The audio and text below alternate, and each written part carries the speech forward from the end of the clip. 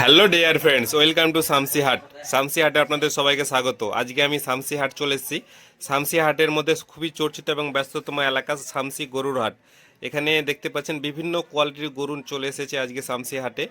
আর সামনে কুরবানির হাট ছিল, এটা বৃহস্পতিবার। আর আমাদের পশ্চিমবঙ্গ রাজ্যের মালদা জেলার টপ 10 হাটের মধ্যে সবথেকে সেরা হাট হচ্ছে শামসি হাট।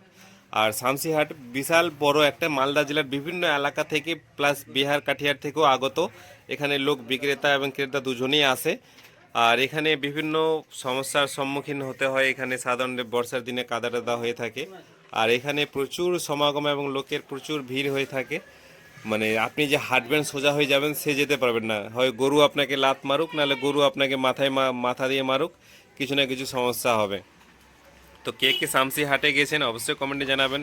আর আমি পুরো একদম, আজকের দিনটা অতিরিক্ত গরম ছিল আর তাপমাত্রাটাও একটু কঠিন ছিল।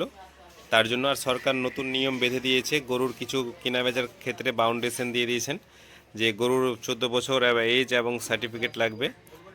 সেই অনুযায়ী এখানে গরু কেনা বেচা চলছে।